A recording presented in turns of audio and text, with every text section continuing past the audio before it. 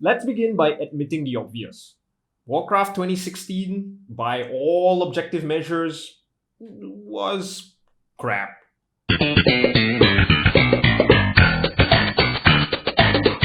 Okay, have we got that out of our system? Can we move on now?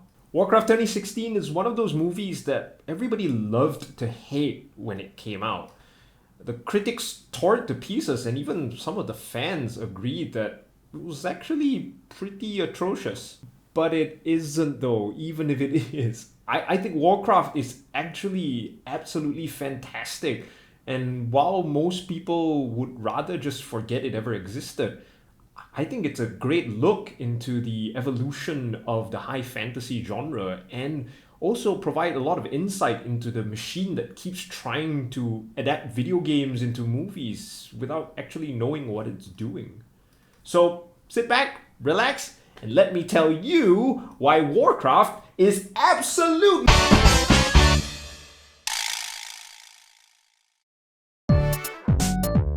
Warcraft, the game, later known as Warcraft Orcs and Humans, came out in 1994. And if you're like me and grew up as a gamer in the 90s, you'll know that the 90s were a really strange and innovative time for gaming. PC gaming was really starting to come into its own in the 90s, and the RTS genre in particular really found its footing in that time. A game called Herzog II, released for the Sega Genesis in 1989, is often cited as the very first true RTS game. Strategy games before then were often built around the turn-based model and mostly didn't feature aspects of RTS that we are familiar with today. The term RTS today conjures up ideas of resource gathering and management and base building and army training, assault and defense tactics, different factions, etc., etc. Dune 2 was really the first game that made all of this exceptionally popular. Featured many of the aspects that I mentioned earlier, and both these games together are mentioned as direct inspirations to Warcraft. And so, Warcraft released as a game in a genre that had a pretty empty playing field. Warcraft could have been anything it wanted to be, really, and what it chose to be helped define the entire genre for decades to come. With Warcraft, Blizzard had achieved something which was truly remarkable and would seem close to impossible on paper, and that is to build a compelling narrative and story inside the framework of the RTS genre. Seriously, just think about this for a moment. The idea that you could spin a narrative inside a completely fictional world and tell a cohesive story despite the fact that most of the missions are based around the same mechanic of chop trees, mine gold, train soldiers, kill enemies, it's actually quite ludicrous. But Blizzard managed this somehow, and the way they did it was with these. In the Age of Chaos, two factions battled for dominance. The kingdom of Azeroth was a prosperous one. The humans who dwelled there turned the land into a paradise. The Knights of Stormwind and the clerics of Norsha Abbey roamed far and wide, serving the king's people with honor and justice. The well-trained armies of the king maintained a lasting peace for many generations. Then came the Orcish hordes. No one knew where these creatures came from, and none were prepared for the terror that they spawned. Their warriors wielded axe and spear with deadly proficiency, while others rode dark wolves as black as the moonless night. Unimagined were the destructive powers of their evil magics derived from the fires of the underworld. With an ingenious arsenal of weaponry and powerful magic, these two forces collide in a contest of cunning, intellect, and brute strength, with the victor claiming dominance over the whole of Azeroth. Welcome to the world of Warcraft. That's Blizzard Entertainment's opening cinematic. And this... Black Cat has assigned you to an outpost in the swamps of sorrow. Your task is simple enough that even the war chief feels that you are capable of it. Construct at least 6 farms so that we may keep our troops well fed and ready to do battle. Only a fool would leave his treasures unguarded, so you must also build a barracks for the defense of these farms. That's Blizzard Entertainment's first cutscene. A wall of text read by an awesome voice actor over a slightly animated drawing of either orc or human. But it worked. It served as the glue in between missions, telling you about the story that you were participating in, telling you the reasons why you had to smash the opposing base with absolutely no mercy. Sure, Dune 2 did something similar, but that was based on an already existing story. If you didn't have a clue who was who and what was happening, you had reference material. You could go read the book. Okay, fine, maybe Dune 2 did do it first, but to even think about using the mechanics of RTS as the building blocks of a new fictional world for narrative video game design is a ridiculously ambitious idea. But it wasn't just the cutscenes themselves that lent to this idea of narrative. Blizzard had an almost prophetic idea when it came to designing units and chose to impart personalities into each and every one of the units. Sure, we didn't have unique voices for each type of unit right from the get-go, but it was something. The world was alive. The characters had voices. They complained when you hassled them too much. It was all so real. On top of this, Blizzard also went above and beyond to include a ton of lore about the world into their video game manuals, back when manuals were a thing. It was absolutely genius because while the games themselves did their best to tell a cohesive story and mostly succeeded, it often left little gaps in the information that you could then pursue from the manual if you were so interested. Backstories, history. And then when one friend came up and told you, hey, did you know that Medivh banged Garona and had a kid? You were like, what? No way! WTF! And you dove deeper into the story. It's great world building in an RTS game. World building like this only happens in Dungeons and Dragons. Warcraft was a moderate critical success, but it went on to become an absolute giant in the industry. It, together with the eventual release of Command & Conquer by Dune 2's Westwood Studios, became the very definition of the genre and would continue to push the boundaries of what RTS games would be for years to come. And so naturally, Warcraft 2 was made shortly after in December of 1995, and then Blizzard's first expansion pack, Beyond the Dark Portal, in 1996. And in them were these.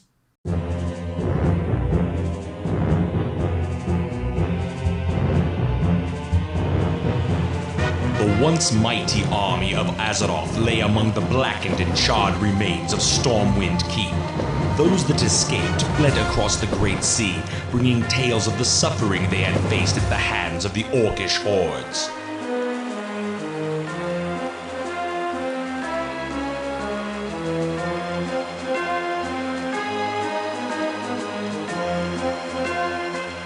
Eager to engage in battle once again, the Orcs constructed ships of war to bear them across the Great Sea.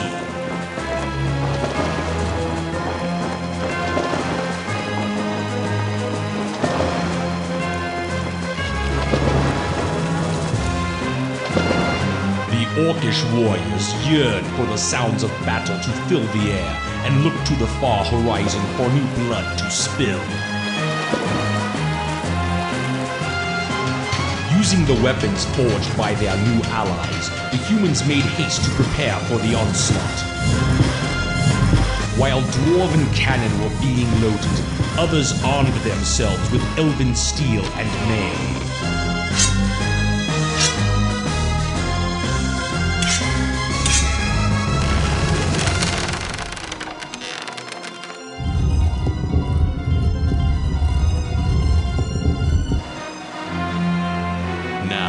United in arms with new allies against a common foe, mankind stands at the shores of destiny and awaits the coming of the Tides of Darkness.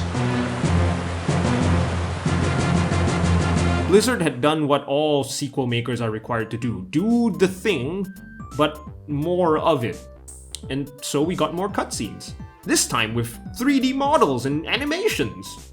But other games were doing this too. Heck, even the first Worms was utilizing cutscenes like this in their games. Oh yeah, people often remember the cute little big-headed worms from Worms 2, but before that we got the weird noodly pink fleshy worms that did weird things in cutscenes back in 1995. Look at them! Oh, those worms be so silly with their world-ending weaponry. Blizzard's cutscenes weren't very much different. Little snippets here and there between significant missions, small little vignettes of what some of the interesting units and scenarios you had just been involved with might look like. They were tiny 5-second clips in between acts during the Orc and Human campaigns. But then you had the big closing cinematic, the one that rewarded all of your strategic 2D combat with a 3D rendition of the massacre you just inflicted upon the enemy. And it might not have been very good. Oh god, did you just see that Orc cleave that human cleanly in half? But it was still pretty awesome.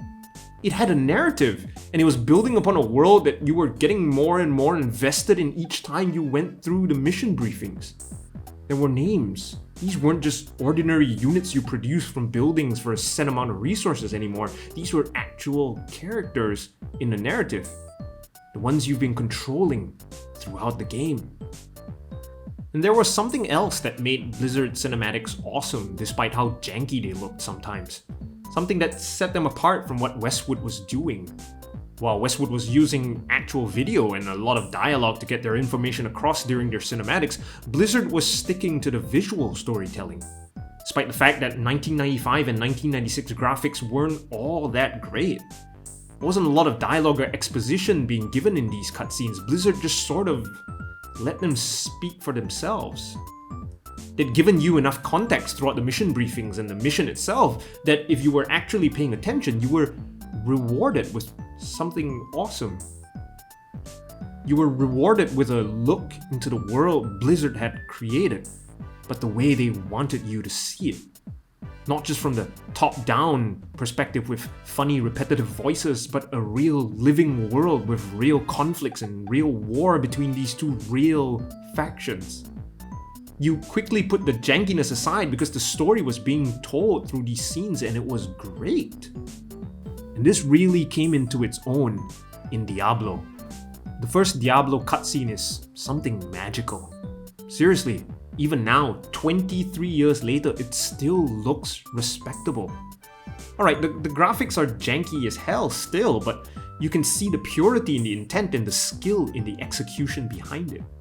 You can tell that the Blizzard cinematics team were putting real work behind these short little clips. I mean, look at it! The tone, the color, that iconic shot of the sword in the ground, the music, the sound design, the use of shadows and lighting to create the ambience, and that first Diablo roar. The wrapping up of the story, setting up the sequel, all of it was using cutscenes alone. And it was incredible, and it really set Blizzard apart from everyone else. This was where Blizzard started being known as that video game company that does them good cinematic stuff. And they carried on with this creative endeavor, using 3D cinematic videos to push their narratives forward in their games. And with each new Blizzard title that released, the technology was improving, the ambition was increasing, and the results were incredible. First came StarCraft.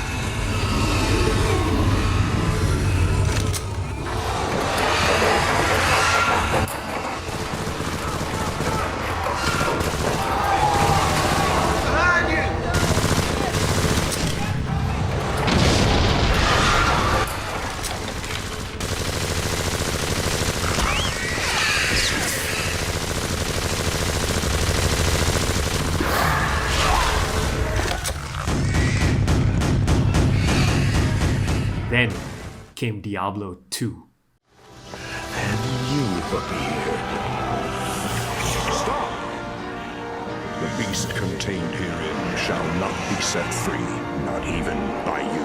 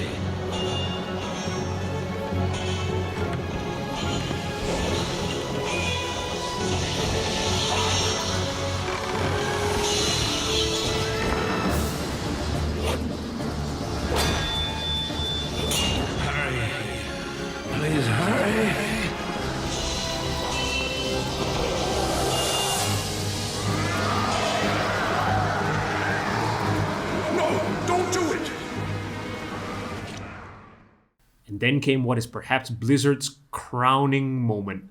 The moment that absolutely cemented Blizzard as a master of the video game cinematic. Warcraft 3. And I'm talking even the OG Warcraft 3 before they remastered the cutscenes for the Reforged release in 2020.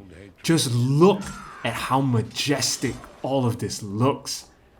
And it's not just that it's real good to look at, but it feels like a special treat for people who've been on this ride since the beginning. It feels so rewarding watching a gorgeous render of what a real fight between a footman and a grunt would look like. It's a beautiful reward watching the final climax of Arthas' descent into madness play out in such a gorgeous looking cinematic. Heck, it's so rewarding getting to see Frostmourne in full render after only seeing it as a 3D sprite in the hand of Sprite Arthas. That fantastic asymmetrical blade with smoke pouring out the eyes, it's made me want to own one till this very day.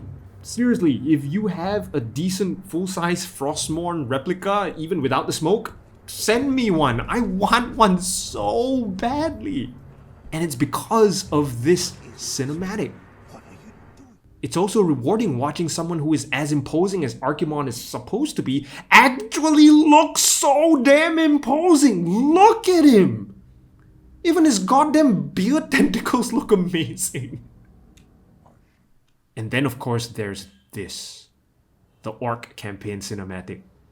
This was the one that we rushed to school the next day to talk about with our friends. Everything about this scene is just so amazing.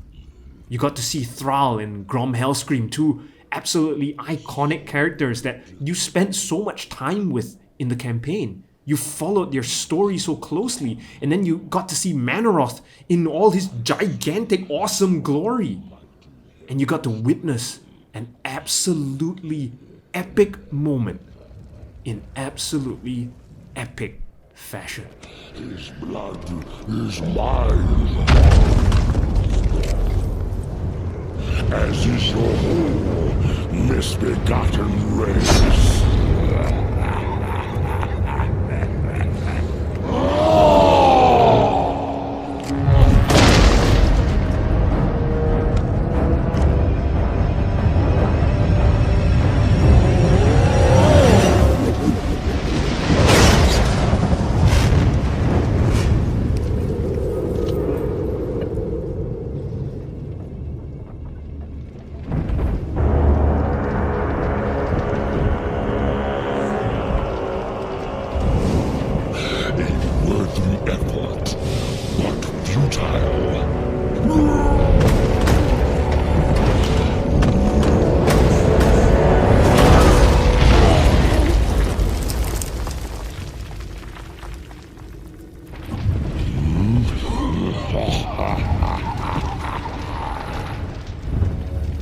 The boy believed you could be saved, but he didn't know what burns within your soul.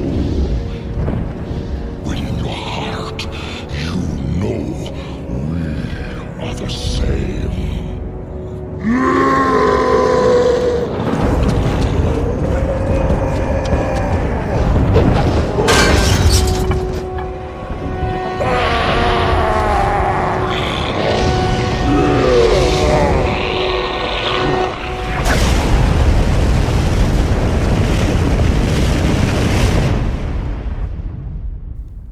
Blizzard would go on to create more and more cinematics, continuing to blow the minds of the people who are already expecting Blizzard to make awesome cinematics.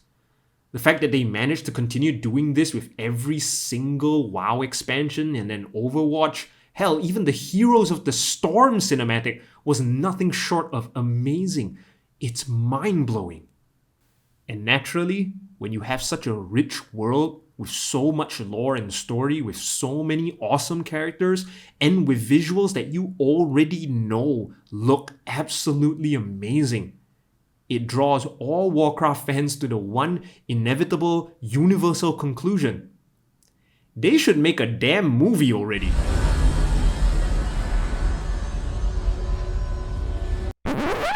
But this was 2002. Well, 2003 if you're counting the Frozen Throne. And video game movies aren't exactly good. I mean, the best video game movie at the time was Mortal Kombat. The Tomb Raider movies made some money, and the Resident Evil series was successful enough to spawn 6 more? But seriously, video game movies weren't really a thing. And to be honest, they still aren't. In the years leading up to Warcraft, we've had Doom, Hitman, twice, Mark Wahlberg as Max Payne, another Street Fighter, and of course, the crowning jewel of the era, In the Name of the King! Seriously, has anyone actually seen this movie? I did! I saw it in the theater, and I don't think I have any bigger regret in my life! Warcraft the movie was originally announced in 2006, at a time when video game movies were being torn to pieces by critics and viewers alike. The highest grossing movie at the time was the Tomb Raider movie, and the highest rated video game movie at the time was still Mortal Kombat, sitting on a lovely 58 on Metacritic. Wow, they gave it a 58. The 90s were amazing. The announcement was met with a ton of skepticism from fans and moviegoers alike. Mind you, we were only 2 years removed from the Return of the King, and with the state most video game movies were in, it didn't bode well. At one point it said that Uwe Boll was trying to position himself as the director of this thing. Wait, hang on a second. Oh my god, we just avoided the apocalypse! Why is Uwe Boll constantly making video game movies? And why do we keep letting him do this to us? Somebody stop Uwe Boll from playing video games! What the fuck? He made 3 Dungeon Siege movies? Holy shit, I have to watch them now! Things were actually made a lot worse as fans, including myself, started to realize that what we wanted wasn't a Warcraft movie. No, what we wanted was for the Blizzard cinematic team to make a feature-length cinematic. Fans quickly started realizing that if Warcraft was going to be a live-action movie, it wouldn't look anything like the cinematics. We wanted an animated movie maybe, but one with the quality of Warcraft 3 cinematics. And though Blizzard was still involved with the production of the movie, thankfully denying Uwe Boll directorial powers, a live-action movie based on Warcraft was almost going to be a definite disaster, especially in 2006. It also didn't help that while the Warcraft movie lingered in production, World of Warcraft was released, and with it, and every subsequent expansion was another awesome cinematic, reminding fans of exactly what they actually wanted. The Wrath of the Lich King cinematic trailer in particular would go on to become a fan favorite, and with good reason. It's World of Warcraft cinematics at their best. And Sindragosa, that's the big blue ice dragon thing there, it would become one of the best renders in all of Blizzard cinematic history. Look at it! Game of Thrones' puny ice dragon has got nothing on our Sindragosa. News and production updates of the Warcraft movie were pretty rare, and word about the status of the movie's production didn't really make the rounds.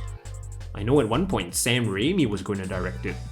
And as time continued to move on and the Warcraft movie lingered in development, movies themselves began to change.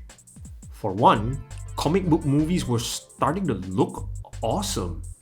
For a long time, comic book movies suffered pretty much the same fate as their video game counterparts. They weren't exactly very well received. It wasn't until Blade came along in 1998 and then the X-Men in 2000 that comic book movies started to gain some ground as financially viable movies, but also movies that have genuinely good narratives. Honestly, the MCU owes so much of its current success and ubiquity to these 2 films. They helped convince the entire industry that this genre wasn't a dead end. But there was still a problem. By the time 2006 rolled along and the Warcraft movie was announced, comic book movies still weren't completely embracing the cartoony aesthetic, storytelling, and overall vibe that we see today, except perhaps for Raimi's Spider-Man movies. Maybe that's why they wanted him to direct this thing. 2008's Iron Man changed all that. And so did 2011's Thor and Captain America. These movies proved that embracing the nerd culture fully and translating that onto the big screen without compromise and sticking Captain America in a black leather suit instead, that was the way to go. The MCU had proven that these characters and worlds didn't necessarily need to be conformed to the real world, but allowed to be zany and colorful and ridiculous and be loved by millions around the world. Video game movies, however, hadn't quite taken the hint, as we witnessed as recently as the Sonic movie. Come on. Oh god, we need to remember this face for all eternity. This face needs to be put in an internet museum for all future generations to witness. And so, a small amount of hopeful fuel was poured onto the embers of the Warcraft movie. Maybe, just maybe, they'll get the look right. Maybe, just maybe, they'll keep the orcs green. Maybe, just maybe, they'll make sure the human armor is as bulky and hilarious as it is in the game. Maybe, just maybe, they'll give it shoulder pads that defy the laws of physics and biology. Another huge milestone in the filmmaking industry that we saw was actually something that had already been seen before, but it started to showcase its true potential in 2011's Rise of the Planet of the Apes. And that was the ability to transform performance capture into actually believable and realistic digital characters. The Lord of the Rings was the first real project to present us this idea, giving us a genuinely amazing performance with full emotional capabilities by a real actor behind a digitally created character. But Rise was perhaps the movie that showcased this to its fullest potential. And Andy Serkis's performance in all three of these movies remains as some of the most amazing performance capture work the movie industry has ever seen. And this was in 2011, a full 2 years before Duncan Jones even signed on to rewrite and direct the Warcraft movie. And so, fans of Warcraft were given even more hope that maybe, just maybe, this movie wasn't going to be a total train wreck. Maybe, just maybe, for the first time in the entire movie industry's poor history of adapting video game material, they'd finally get it right. But in order for them to do so, there was one last thing to get right. And that's overboard! Seriously though, it's absolutely imperative that the right person be chosen to lead the project, as we had seen in the world of comic book adaptations. A big reason why the MCU is as successful as it is because the right people were, and some still are, running the show. People like Jon Favreau, Joss Whedon, Kevin Feige, and the Russo brothers. And a big reason of why video game movies continue to be absolute pieces of garbage is because of directors and producers who don't really understand the source material, don't have any real passion for the games themselves other than their potential to make money from gamers who are hungry for big screen adaptations. Or directors that simply don't know what it takes to make the adaptation work. While I'm not trying to judge any of the previous directors of video game adaptations and call into question their nerd cred, but when Duncan Jones signed on to direct the Warcraft movie, a light came on in the dark basement of hope for the movie's success.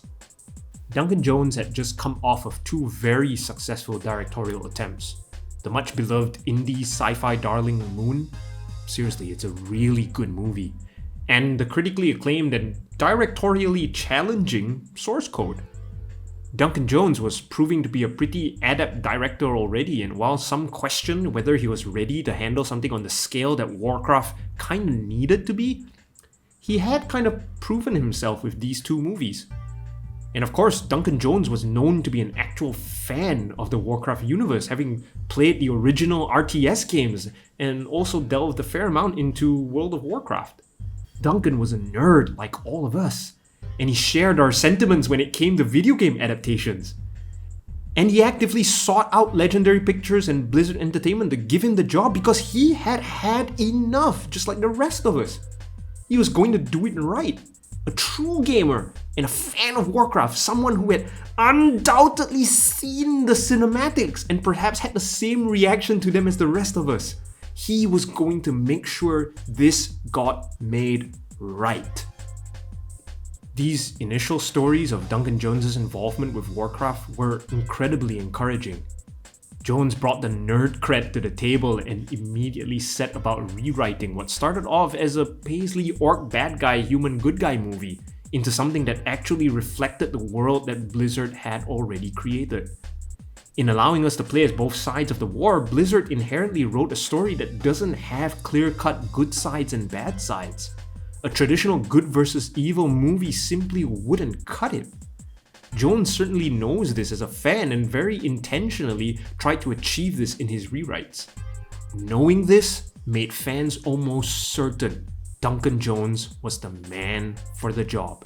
And then the first trailer hit in November of 2015, and it was pretty fucking amazing! Here at long last, after 23 years of absolute shit video game adaptations beginning as Super Mario Bros., here was our moment in the sun. Someone had done it right! The Griffin! Stormwind Keep! That's Dalaran! The orcs are green and huge! The human armor is chunky and ridiculous! Baby Thrall! The trailer didn't need to show much of what the story was going to be. We knew it was going to be centered around Durotan, which meant that we were going way back into the Warcraft lore, something that we'll discuss a little later. But it didn't really need to. What the trailer was showing all of us was the one thing most fans were worried about, and what we needed to see to buy our confidence, and that was the look.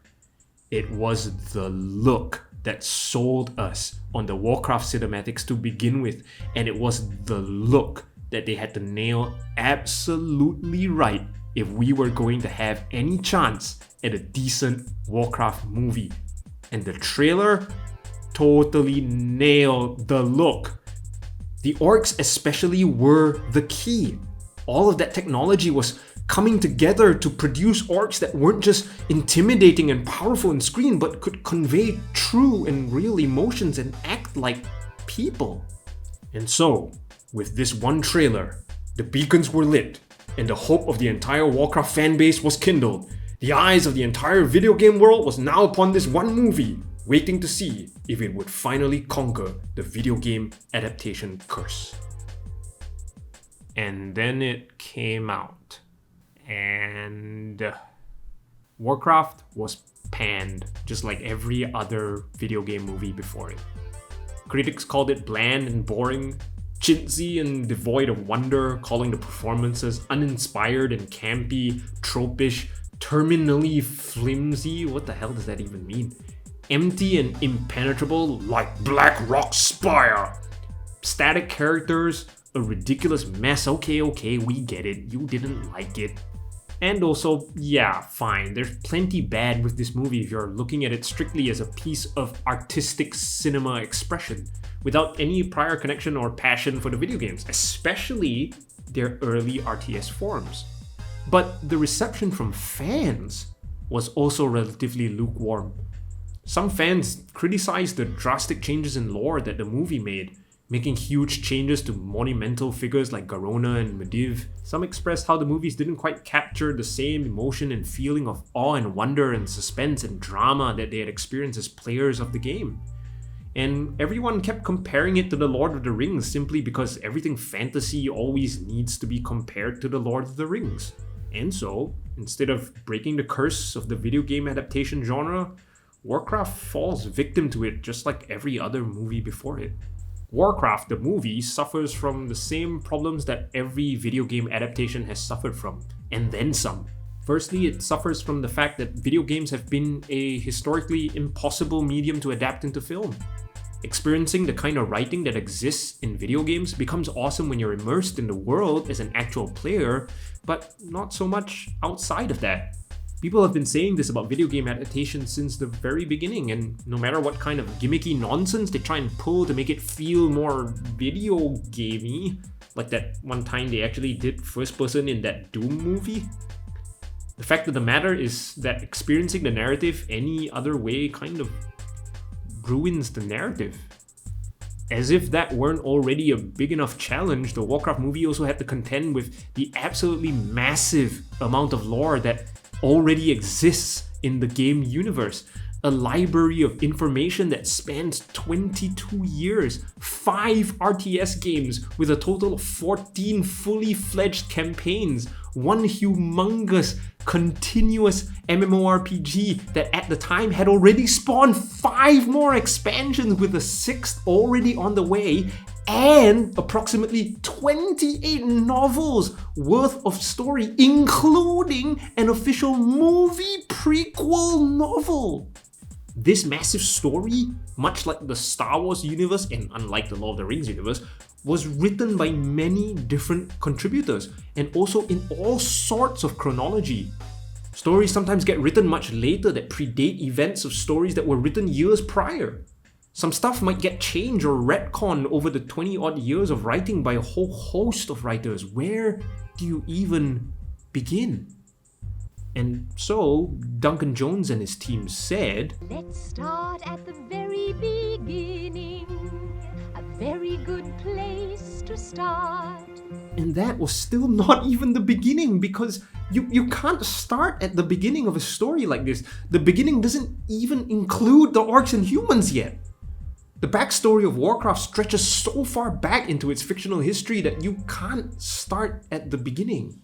So no matter where you start, you're going to have to either explain everything to your audience or just show them a bunch of things and totally expect all of them to somehow know what any of these things actually are. And that's what the movie did. In a critical moment of decision making, Blizzard assured Duncan Jones that they were making a movie for the fans. So to hell with all the plebs who didn't bother playing any of the games or watching the cool cinematics on YouTube or whatever. Let them figure it out for themselves, and that, while respectable for being a bold choice, meant the movie was bound to suffer some of these narrative and expositional problems. Part of the reason why The Lord of the Rings manages to pull you into its world so easily and carry you along in its narrative despite the fact there's so much history and lore to the world is that the main characters you start off with are intentionally simple and relatable. It even explicitly tells you this in the books and the movies that hobbits were simple folk, not wanting much to do with the wider world. And so with simple folk like Sam and Frodo as our guiding avatars, we're taken through a journey of a complex world and experience most of it through their eyes because they too are experiencing it for the first time. This is an incredibly smart narrative technique that allows for complex world building without losing your audience amidst all of the lore and exposition. Warcraft doesn't do that.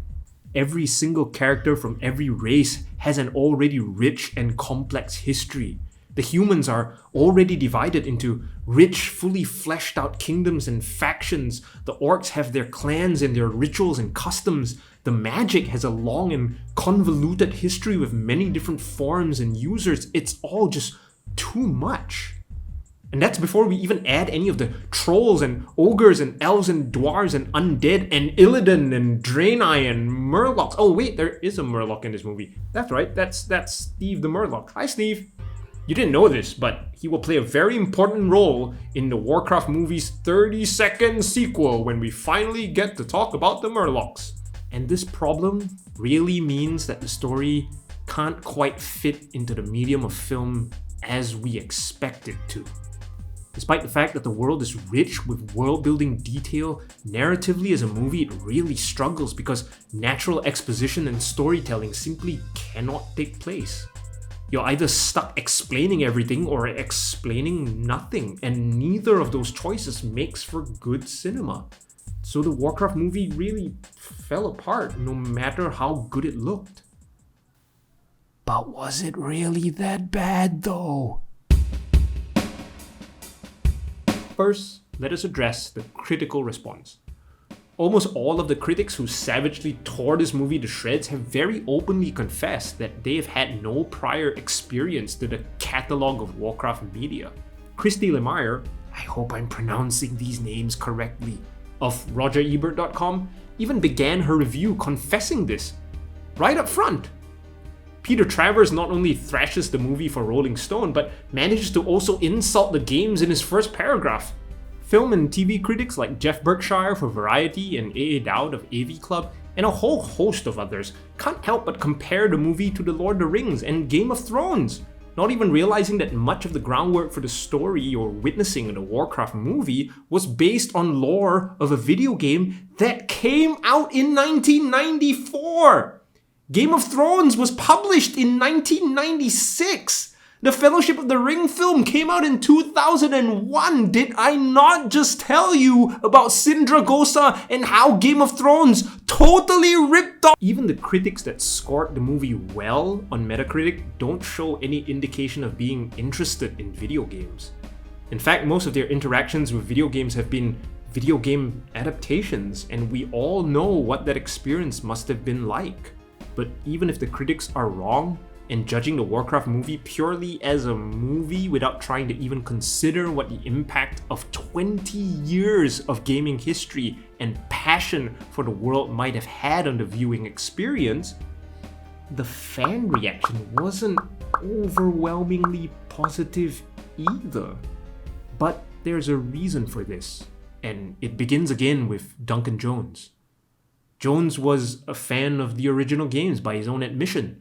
The first 5 RTS games, though I'm not sure if he's played the expansions. He doesn't specifically mention them. And has mentioned in interviews that he's dabbled in vanilla World of Warcraft. And I personally relate to this very much because I too am a diehard Warcraft fan, but I've never actually played any World of Warcraft.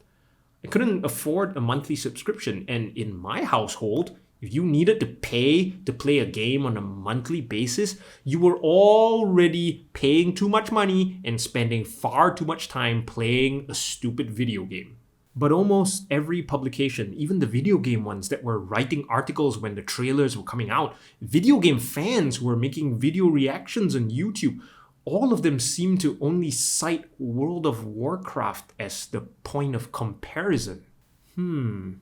You can already see why there's been even a slight disconnect with the fans here. What Duncan Jones inadvertently did, very unfortunately, was cater to a base of Warcraft fans that is actually incredibly tiny. Remember, the first Warcraft was made in a period where video game sales numbers didn't do the kind of gangbusters numbers it does today. Especially considering the fact that World of Warcraft became basically a phenomenon of MMORPGs in 2004 and beyond.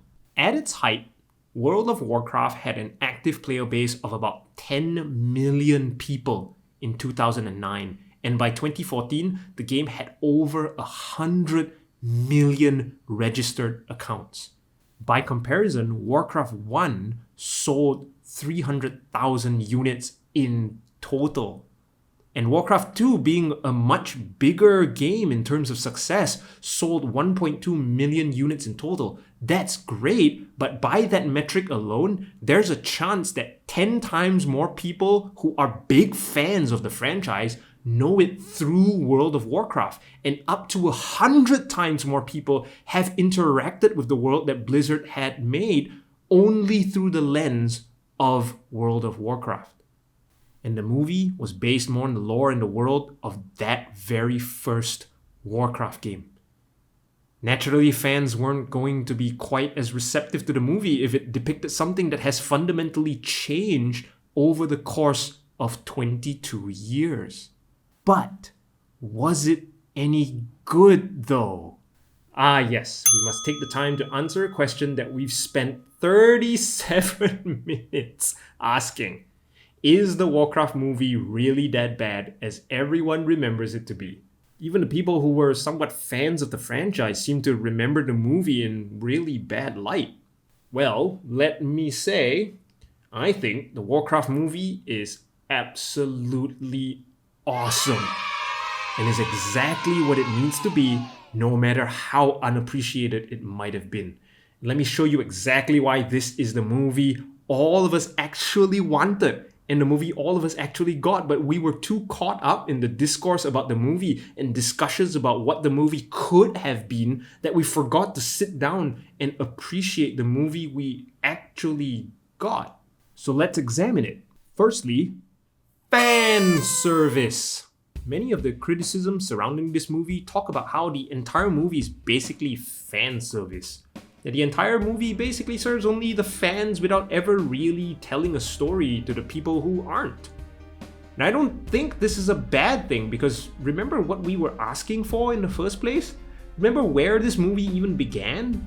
The idea and call for this movie to be made began as fans asking for more cinematics from Blizzard.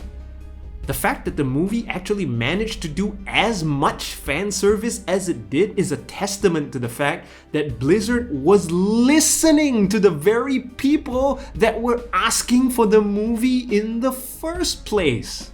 Other video game movies spent so much time tweaking and changing the very identity of the game that they were adapting to better suit the mainstream audience, and the film critics crucified them for it anyway.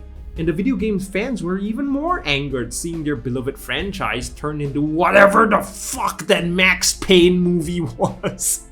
But the Warcraft movie went out of its way to include tiny details that only fans of the video game could ever really care about. Steve the Murloc, the Draenei prisoners, that one polymorph scene, the orcs actually building a base. What? You made the building a base part of the game a scene in your movie? Draka eventually being a badass, the introduction of dwarven firepower, the piercings on the orc lower teeth, the emblem of the Kirin Tor, the badass griffin, baby Thrall, Sargeras? I mean, come on. If you needed any more indication that the movie was basically exactly what the fans were asking for, a movie-length cinematic, you need look no further than just the opening scene of the movie, which is basically the Warcraft 3 opening cinematic. If you're a fan of the original Warcraft RTS games, how can you not love this movie? The makers of this thing dove hard into the fan service, but it's exactly what the fans were originally asking for all this time. And so, if you were like me and you were a fan of the game since Warcraft 1, you left the theater after this thing smiling so wide that your teeth hurt. And fan service has been done in plenty of other franchises and loved by many, by the way. The entire MCU was built around fan service and Easter eggs in their movies. Maybe perhaps not quite as egregiously as Warcraft did, but those were the tiny and huge nods to the fans that elevated the movies and turned them into cultural phenomena. The Warcraft movie does that in spades. Every single time I saw something that I recognized from the games, I had to clasp my mouth in giggly excitement. And it works because they absolutely nailed the look. Fan service can go one of two ways. For instance, if the polymorph scene had done something like slowly mutate the human footman into a weird animalistic creature that vaguely resembles a sheep, like this weird scene in Teen Wolf, fans would have burnt down the theater. Similarly, if they had made Iron Man look like Black Robocop from 2014, the MCU might have never gotten off the ground. But fan service done right can energize an already devoted fanbase and give them moments to share with their friends, and nerdly explain exactly why that tiny little scene was so amazing and made them giggle like little schoolgirls. Warcraft not only does this, but does it so well that it goes above and beyond the expectations of the fans that were already familiar with the cinematics, especially when it came to things that the cinematics had never given us before. That griffin is so badass that it just steals every single scene it's in. And think of all the even cooler things that have yet to be seen. If the movie already looks this good, I simply cannot wait until we get a glimpse of things like water elementals or troll berserkers, elven huntresses, and don't forget there's dragons in the game! And missile firing turtles? What about goblin zeppelins and orcish destroyer ships, two-headed ogres, and fucking Frostmourne? Come on! There's so much more fan service that I still want. And this movie made me want all those things. It's fantastic. And then there's the lore. And here's where I genuinely disagree with the fans who felt unsatisfied with the movie's depiction of the Warcraft lore. For one thing, as we've already discussed, most fans' expectations were honestly built around their understanding of the Warcraft world through World of Warcraft. And going by the statistics, many of these people had never had any experience with the RTS games, much less Warcraft 1, which is where we find the most connection to the story of this movie in terms of lore. Remember, Duncan Jones himself wasn't so much a WoW player as he was a fan of the original RTS games. So if you're going into this thing expecting stories from a greater, expanded World of Warcraft universe, you're almost certainly going to be disappointed. But there were still a ton of changes to the lore, and naturally that makes everyone unhappy. This is the other huge problem we have with video game adaptations in general. Fans of video games, the very fans that the movie makers are trying so hard to service, usually spend hundreds of hours immersed in the game's universe, inadvertently becoming lore experts wherever there is lore to be had. They've spent so much time involved with the lore that the video game writers have created that they're so passionate about it that any minor change to it, any license taken of the source material at all, is almost instantly considered a cardinal sin. I mean, look at this! That's a long list of things to be upset about if you're seeing how accurately the movie depicts the existing video game lore. But to be honest, lore and story changes are natural in any adaptation. There are just some things that simply don't translate into the movie medium. There are some plot threads that involve minor characters that make sense in the world of a book or video game, but simply don't create the same impact when put on film. I mean, if we're sticking to the Lord of the Rings comparison here, that movie made a ton of changes to the lore and story of the books too, and we managed to look past that. Sure, you'll have the real passionate fans who think the whole Assault on Helm's Deep blasphemed against the holy books of Tolkien, but the changes were made to make sure that the pacing and emotional weight of the entire movie worked. Even the scene of Arwen rescuing Frodo, that's strictly not how the events unfolded, but it works for the film because introducing yet another side character at that time for that very role would have made that moment rather forgettable. Duncan Jones actually did exceptionally well in making sure that his changes to the lore managed to still capture the essence of what Warcraft was all about. He managed to make the stories revolve around very similar themes, despite the fact that quite a lot of the backstory had to be changed.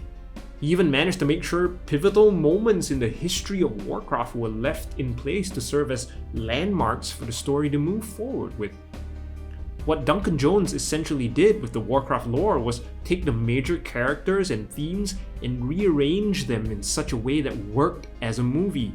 And that's an insanely difficult juggling act to pull off, considering that he had to handle 22 years of story that already existed across the many different pieces of media I talked about earlier.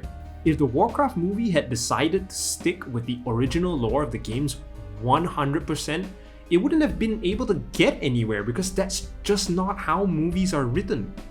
The story of Warcraft 1 was written with hints of a much larger universe tucked in there as backstory, but the game plot itself focused more on the very first war between the orcs and humans. Then, as subsequent games were released, the story and history got expanded in both directions, pushing the plot forward while also expanding on the history that predated the first game. And over time, almost all of the history of that very first game was even retconned and rewritten. And that is a feat that is impossible to pull off if you're going to write a movie about Warcraft. Changes actually need to be made. And if you just took a look at the story the movie told on its own and examined the kind of lore that the movie hinted at, it's actually an incredible achievement. Duncan Jones managed to maintain the vastness of the world despite his changes, never totally compromising many of the intricacies that the creators of Warcraft had designed over the many years of the franchise. The movie world felt like there was plenty more room in it for all the other stories left untold, especially those featuring the races included in the later games. This is one hell of an achievement to make sure the entire universe of Warcraft is properly represented, yet making sure enough of it is spotlighted for the sake of this one movie, while at the same time making sure that plenty of room was left for future development. You can tell that Duncan Jones clearly knew he was telling just a single story in a universe that could have easily spawned another 20 movies, and he was tasked with simply telling the first one. Not only that, but you can also tell how much respect Duncan Jones has for the video game lore, because even the changes that he made were careful not to override some of the themes that the games explored. Despite the many changes, the themes of corruption of evil through magic, the orcs and their perceptions of strengths and weaknesses, the reasons for the invasion, and the general themes of war, all of this is given real attention and care in the movie. And so, while I admit that there is indeed a part of me that would have liked it if the original Warcraft lore was represented as closely as possible, I honestly think that the version of it that exists in the movie universe is still pretty darn amazing. It's still rich and delicate and beautiful and complex in all the ways that made me fall in love with the lore of the video games in the first place.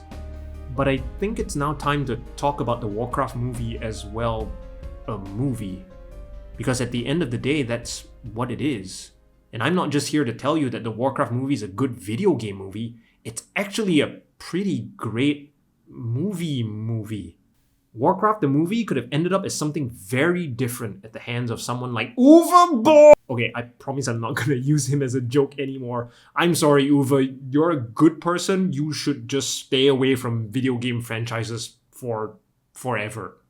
But it didn't. It ended up in the hands of someone who had enough respect for the source material and enough skill as a movie director to give us something truly special. I guess I should talk about the plot of the movie now, shouldn't I? The laws of lengthy video essays on YouTube demand that I now give you a brief summary of the movie's plot. So I guess I'll do that after 50 minutes of video. Before we even get into the movie proper, it begins with what is essentially a cinematic trailer for the game, but for the movie we're about to watch. And this short little clip actually shows us a couple of great things already. Number one, the humans are going to be wearing ridiculous armor and carrying ridiculous shields and weapons.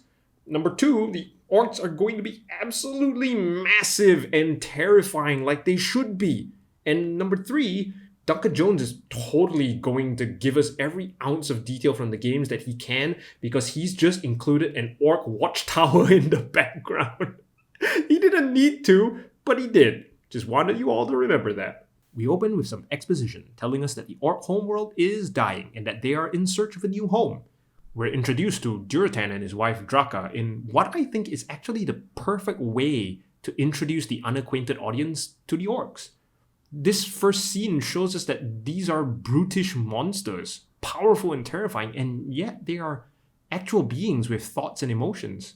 This tender little moment of intimacy between Gul'dan and his wife and their little jabs at each other do so much to frame our perspective of these orcs and readjust any assumptions that people might have based on previous experiences with the high fantasy genre. It's a brilliant opening. Anyway, moving on. We see the orcs gathering, and we're told that it's unusual for this many clans to gather. We're introduced to Gul'dan and his magic, and how his magic is fueled by life, and that he's running out of fuel. They're sending some warriors through this magical portal to conquer a new land, and then use that subsequent magic fuel to build an even bigger portal, and they'll take all the rest of the orcs through. Draka picks the perfect time to have a kid, and the kid doesn't make it. Thankfully, Gul'dan is there to infuse the child with magic so that it lives. That's why some of them are green. For the Horde! Title shot! Now we're introduced to the main character on the human side. Lothar, and he's visiting the dwarves. They have a boomstick. Lothar's a commander, and he's summoned back cause some peeps are dead. We're introduced to Khadgar. He's got some magic. Lothar doesn't like him. Khadgar mentions summoning a guardian that might know some more. We're introduced to the Fel, and Lothar's son. Apparently, there's been an attack nearby. The guardian is summoned. Medivh's a weirdo. He's making a golem. Khadgar finds some magic shit downstairs. Medivh smacks him around with magic. Medivh explains the Fel. They magic back to the king. They set out in search of something that would give them more information on the attackers. They get ambushed by the orcs. It is amazing. Lothar boomsticks Black hand off. Medivh sucks the Fel out of some of the orcs, killing them. The orcs retreat. Something's up with Medivh, and he nopes out of there. Durotan frees Garona, but she's captured by Khadgar. They bring her back to the king. She explains some stuff. We get some exposition about the orc way of life, and Baby Thrall! Baby Yoda's got nothing on you. The orcs build a base. Durotan suspects Gul'dan's magic is more than a little messed up. There's this weird sexual tension scene between Lothar and Garona. She takes them to the orc base. Along the way, we get some backstory about Garona, Khadgar, and the Kirin Tor. They see the portal being built. Durotan shows up and tells Garona he wants to meet Lothar. We go back to Medivh. He sticks his hand into blue magic to feel better. 7 kingdoms are gathered around the table, humans, dwarves, and elves, and I'm actually not sure what else. And they're bickering. Garona reports back to the king about Durotan's plan. They suspect a trap. The queen gives Garona a weapon. She doesn't stab anyone. Medivh burns Khadgar's homework. He doesn't like Khadgar looking into the Fel for some reason. Khadgar brings his homework to Lothar instead. Durotan and Ogrim meet Lothar and the king. And surprise, surprise, Medivh's here too. Durotan explains himself. Green orcs hiding in the ground ambush the entire group and a badass battle breaks out. It is really badass. Medivh makes a lightning wall to cover the humans' retreat, but guess who's stuck on the other side? Lothar's kid. He dead. They find Medivh. He's all passed out. Khadgar and Garona bring him back to the magic pool, and oh shit, he's got Fel in his eyes! Durotan surrenders, and Ogrim agrees to let Gul'dan give the Frostwolves the Fel. But it turns out the rest of the orcs have already decided to punish the Frostwolves' betrayal themselves. Ogrim lets Draka escape with Baby Thrall. Khadgar returns to the Kirin Tor and informs them that Medivh has been poisoned by the Fel. He goes to see Alladai, who was the thing Khadgar saw in the library. She? I don't know. It's got Fel in its eyes too, and warns Khadgar of the corruption that has taken Medivh. Medivh goes back into the pool, and now the Fel corrupts the pool and takes over him. He grows a demon beard. Lothar wants to attack the gate, but he's all drunk and sad, and so he gets locked up. Ogrim, realizing his mistake, goes to free Durotan. Medivh sends the king out to war. Hey, polymorph! Khadgar frees Lothar. They go after Medivh. Draka Moses' Baby Thrall up the river. She gets her badass moment and dies protecting Thrall. Durotan dons his awesome hat and challenges Gul'dan. They fight. Gul'dan cheats by sucking the life out of Durotan and hugs him to death. Ogrim gives a moving speech to turn the orcs against Gul'dan, but it actually doesn't work. I know, right? Brutal! King Lane arrives at the orc base, and they find the Frostwolves dead. The big fight ensues. Meanwhile, Khadgar and Lothar take on Medivh and his Fel golem. Gul'dan opens the portal, and orcs start streaming in. Medivh goes full demon. Some people think this is Sargeras, and Khadgar drops the golem on him. Khadgar conquers the Fel, and the portal closes. Medivh, in his dying moments, opens up the portal now instead to Stormwind, giving Lane and the humans a chance to retreat. They free the prisoners while the humans fend off the orcs. Medivh passes, and the portal closes. Blackhand makes a charge for the king, but Lane sacrifices himself by letting Garona stab him to gain her place among the orcs to maybe somehow enact peace among the humans and orcs. And she does actually stab him, and she becomes a hero, but nothing actually happens. I know, right? She doesn't actually do anything. But instead, Lothar comes flying into the entire army of orcs and finds Lane stabbed with the toothpick. Blackhand challenges him instead because I guess Blackhand just really wants to get a kill on the scoreboard for the sake of his honor. But Lothar kills his sorry ass. Gul'dan gets pissed, but Garona talks him down, and they let Lothar go with the king's body. We go back to Stormwind and find that Lane's death has galvanized the 7 kingdoms to finally unite as the Alliance, led by Lothar. And that's the movie! And look, I know it's not perfect, but it's actually really great. I know that the movie kind of dumps you in the middle of the world, and if you're not quite as engaged with Warcraft as a game, you might find yourself drowning in the amount of detail you're asked to consume in the first 20 minutes or so. Iron Force, Stormwind, Draenor, Fell Magic, Blue Magic, Kirin Tor, Seven Kingdoms, Azeroth, Orc Clans, Guardian. It all feels like too much exposition all at once. Who are all these people with their funny names? What are all these things they keep talking about? But actually, the main story of the movie is surprisingly simple. And even though the movie alludes to a much deeper, much richer history behind all these systems and concepts that you see on the screen, none of it is really that necessary to follow what's going on. But yet, because the movie hints at there being such depth, if you really wanted to, you could go down the rabbit hole of learning about the entire history of places like Draenor, and because that lore actually exists. It's kind of like Superman. You don't actually need to know the entire history of the Kryptonians to understand what's going on, but if you wanted to, you totally could. You could explore it because people have written it down. And the story is actually really compelling because the characters are really awesome. We'll talk more about some of them later, but once again, the film manages to capture a real sense of nuance with regards to both the humans and the orcs. The humans don't immediately set out to murder all the incoming invaders, and the orcs aren't actually there just to be some existential threat. This is the other thing that this movie does exceptionally well. As a high fantasy movie, it really changes the old tropes of the genre that we're used to seeing on film. Between The Lord of the Rings and this movie, we've had the Narnia films, Harry Potter, How to Train Your Dragon, Stardust, and other entries that dabble with the high fantasy genre. Holy shit, I forgot we had an Aragorn movie. And most of them tend to follow very standard tropes, especially when it comes to depicting good sides and bad sides. Good forces fighting evil forces. And you can even have bad characters among the forces of good and good characters among the forces of evil, but the lines are always clear. You always know who to root for, and you know who's gonna get their comeuppance by the end of it. Warcraft actually blurs these lines pretty well. And the movie does surprisingly well for one that doesn't really have an antagonist. Well, maybe Gul'dan, but he's never even treated like the big boss fight at the end that the forces of good need to come together to overcome. He's no Voldemort. He doesn't even get taken down a peg by the end of the movie. He's still him. Warcraft manages to maintain this complexity in many of its pivotal moments. One of the most impactful scenes is when Durotan challenges Gul'dan to Mak'gora in an attempt to expose Gul'dan as someone with no honor that the orcs shouldn't follow, perhaps at the cost of his own life.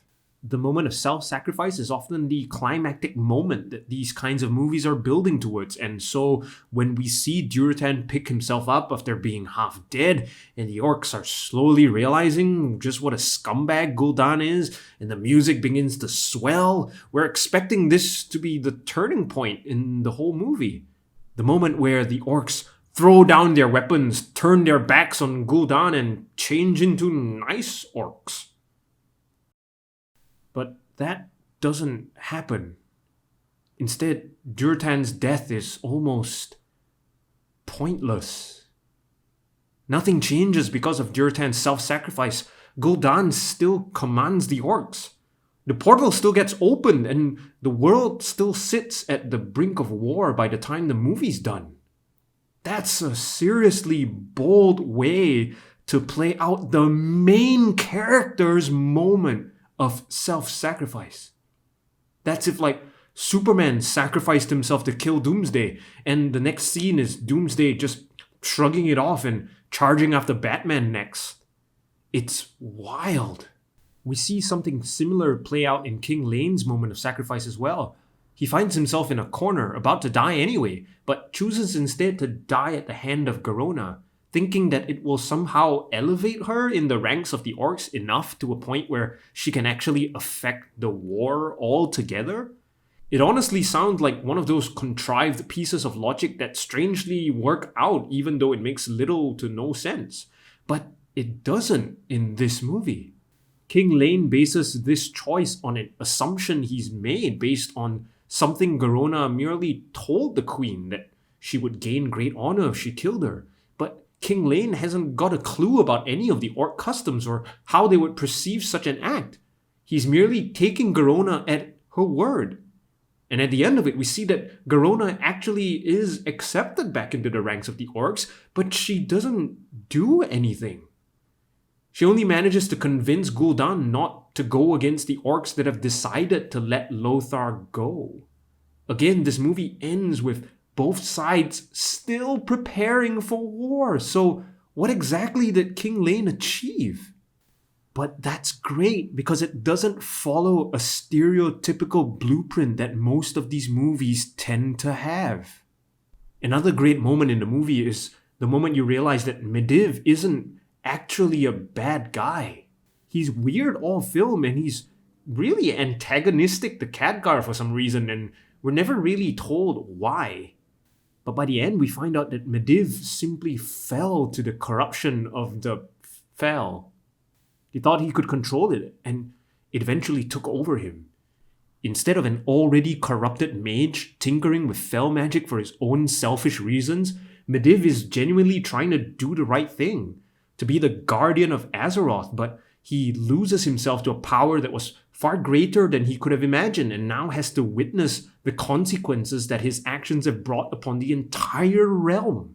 Compare that to something like Jafar from Aladdin, for instance, and you can see how much more nuanced the evil is depicted in Warcraft. And above all else, this movie isn't afraid of being harsh and brutal, and not just in its themes. I mean, this movie is brutal. This orc just snapped a human neck with his bare hands, right smack in the middle of the frame. For a PG-13 movie, this thing does not shy away from the depiction of brutality and violence. We see the orcs absolutely wreak havoc every single time they enter combat, and I don't think I'd like it any other way. The orcs are genuinely ferocious and terrifying and awesome. The fact that this movie inspires the use of that word in its original context means it's done its job exceptionally well.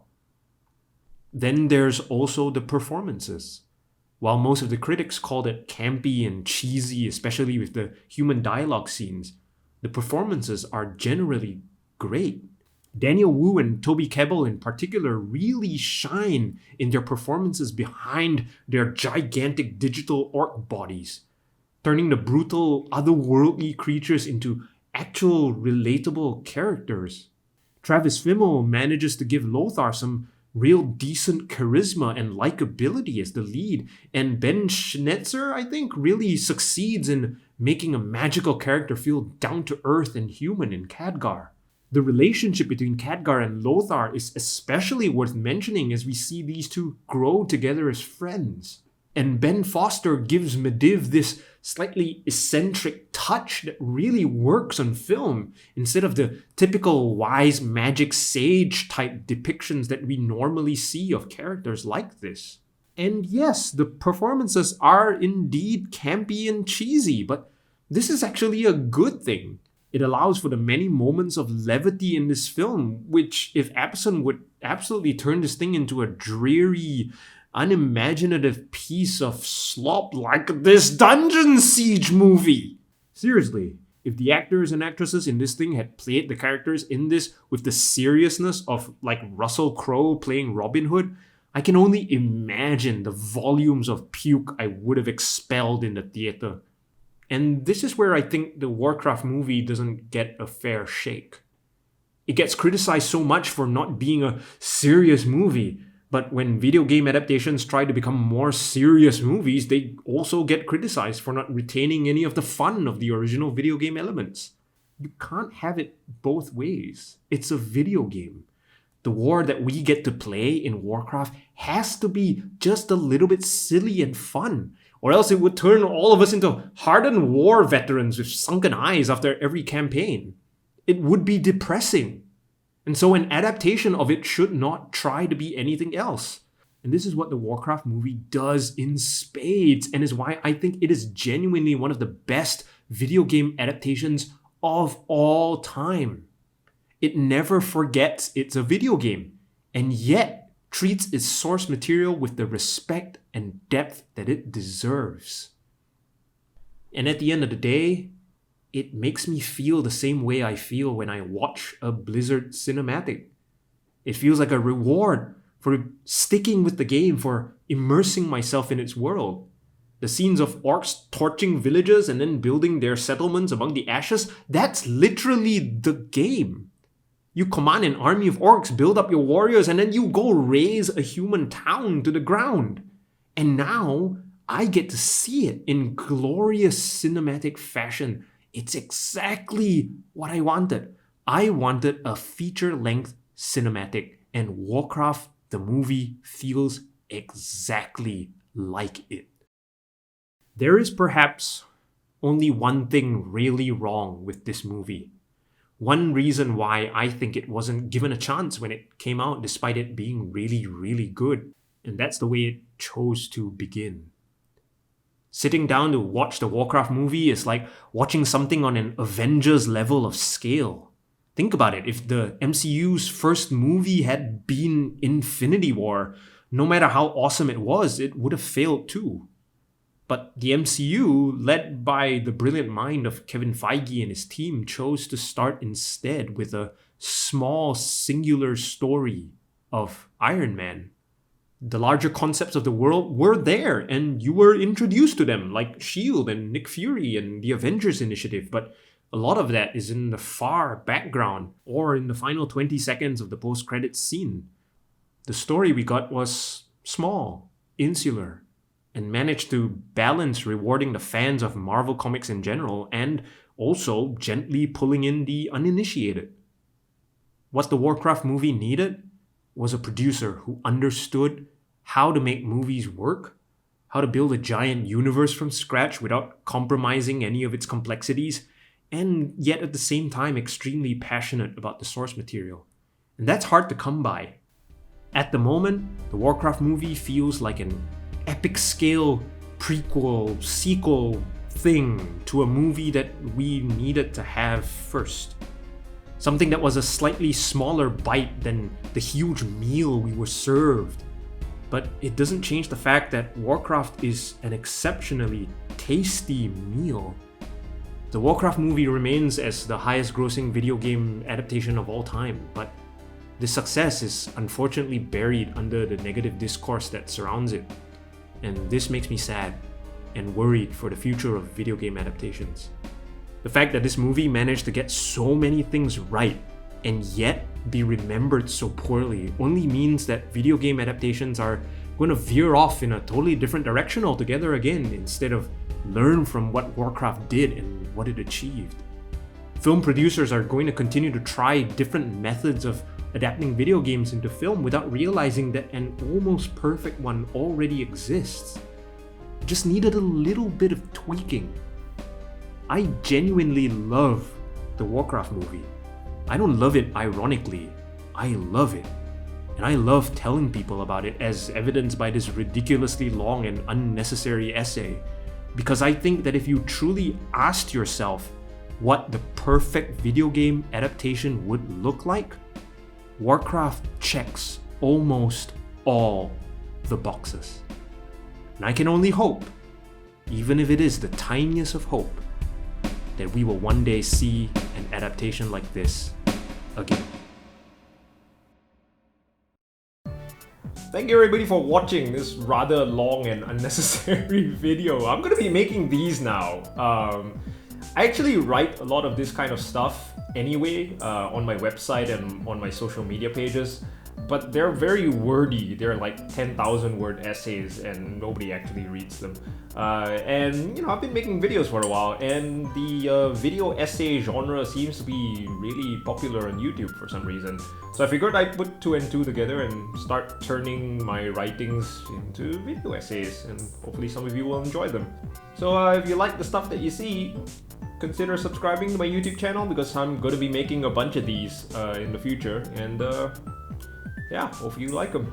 And I'll see you in a future video. Bye!